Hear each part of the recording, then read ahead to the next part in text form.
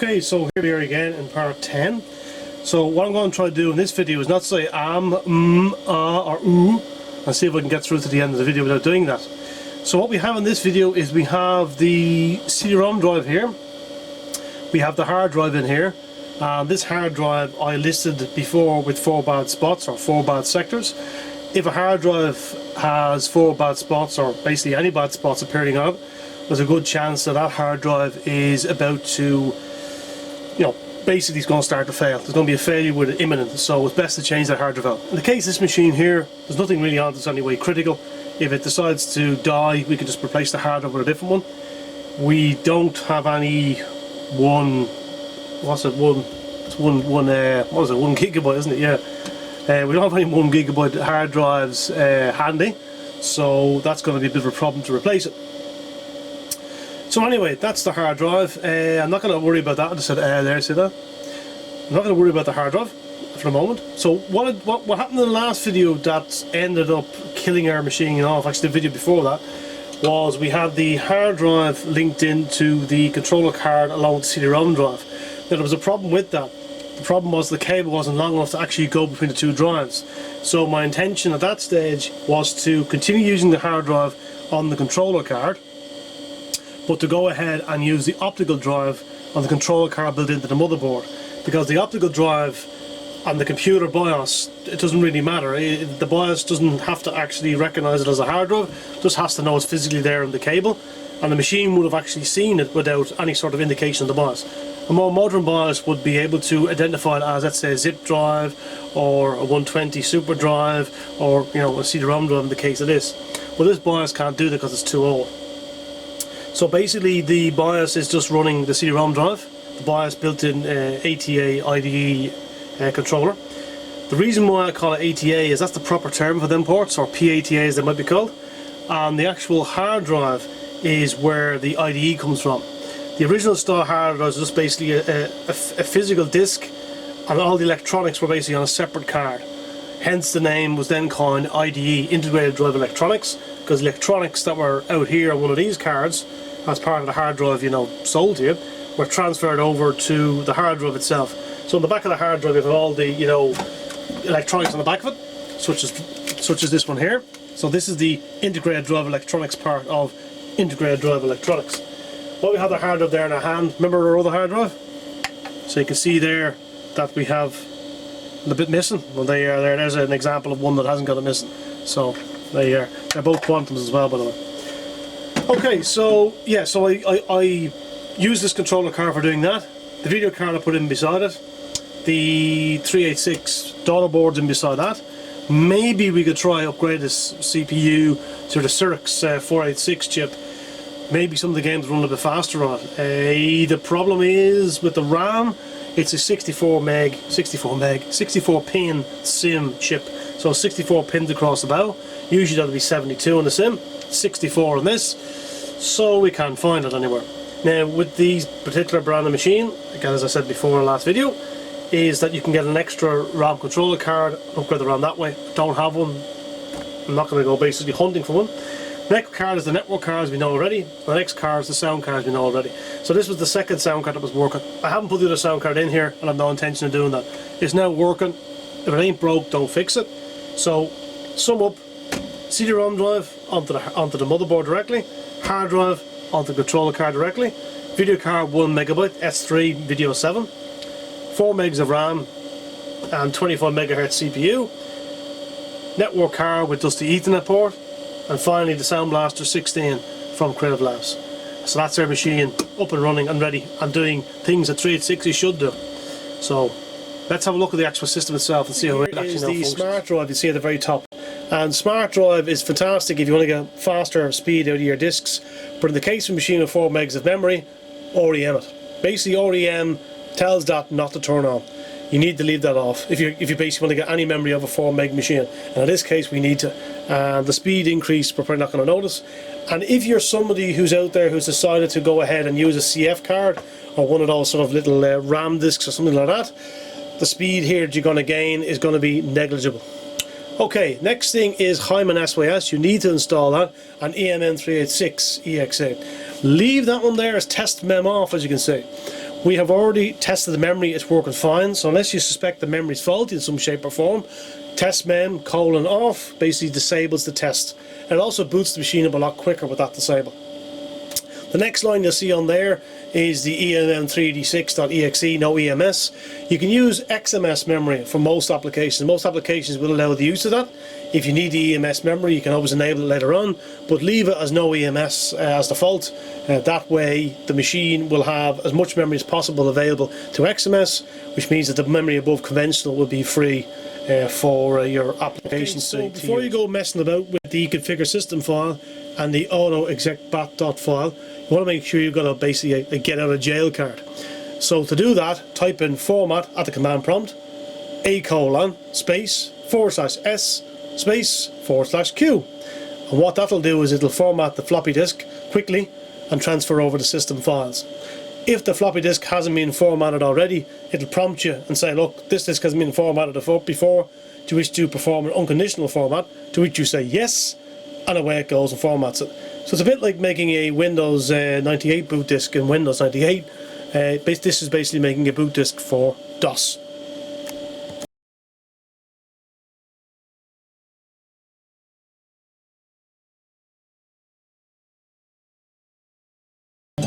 Okay, so this is the Hand of Fate, and basically it's a point and click game.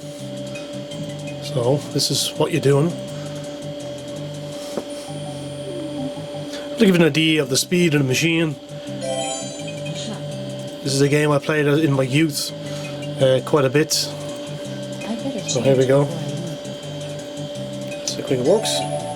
Not bad. Yeah, this won't do.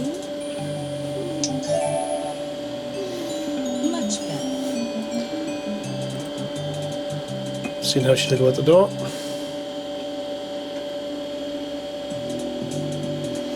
Yep, that's okay. That's how quick the transition is. Now I'll pick this up here, and we click on that little creature you see in the water here. She's going to grab him out and tie that in his thumb.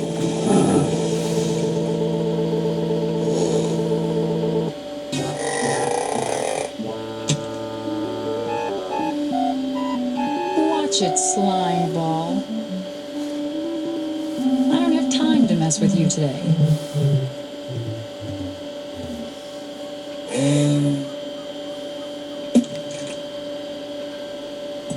Sometimes I have to be strict.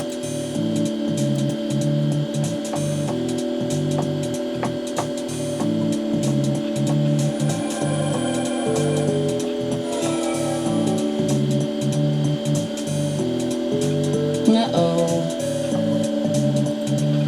Ooh, mushroom. Need this. Dooby-dooby-doo. Look at the cold one here now. See what this just want to show you the speed of it. Give you an idea. Take care, should take them out. Hey, Spellbook. my spellbook from Magician School.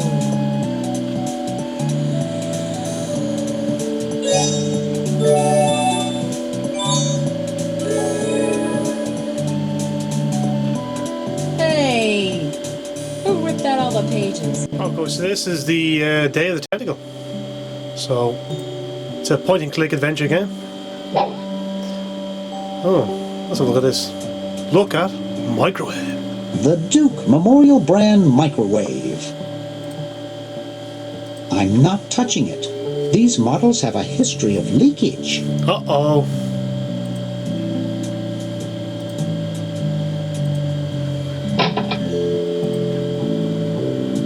Ah.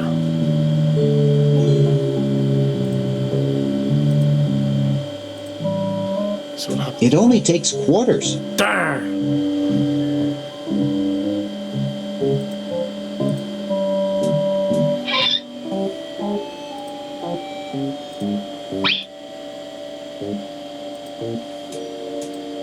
It looks pretty broken.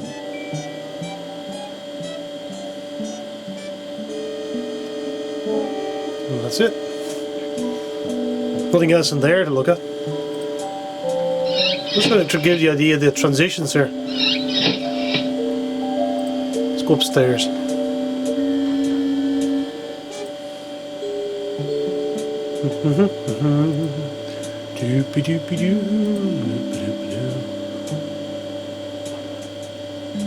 I've been opening this for the crack.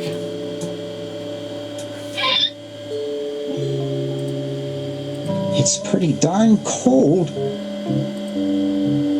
I don't think I can pick that up. That's a shame. So let's open this.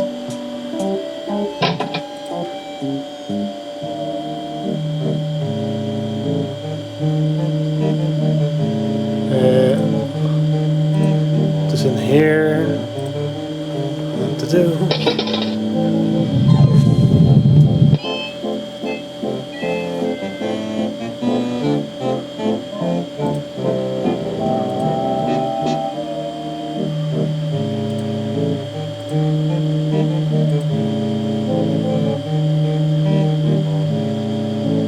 Let's try that. This beautiful 4,000 carat diamond can be yours today with Oh. a special rock bottom introductory price of $2 million. The number to call is 1-800-STAR-WARS. Don't miss this amazing once-in-a-lifetime opportunity. You heard that, yeah? Yeah. Better get on it. Walk the sweater. I don't think we can pick the sweater up, can we?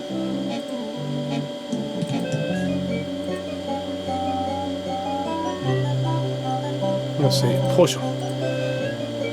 No, push. I can't move him an inch.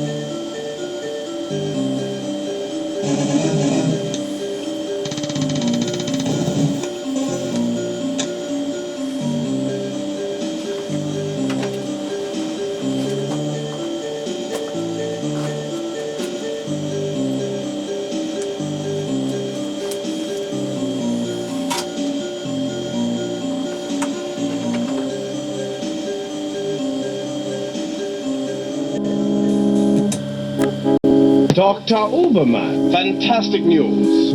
Coroner, at last! See what Herr Jones has kindly provided. What on earth? Isn't it amazing? You fool! You come back to show me this prehistoric knick-knack? Herr Doctor, I believe this knick-knack, as you call it, comes from the lost city. Then we have failed! I see no evidence here of some magical metal Plato called orichalcum! Look here, concealed in the base is a small shiny bead. And it glitters like fire! Exactly as Plato described! It's my guess we found the treasure we seek. I never guess! We must test!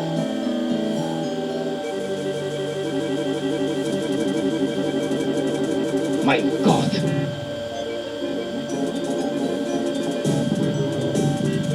We've done it! The energy of uranium without any radioactivity! And those smug American scientists know nothing! That gives me an idea. Suppose I place the bead inside the statue's open mouth.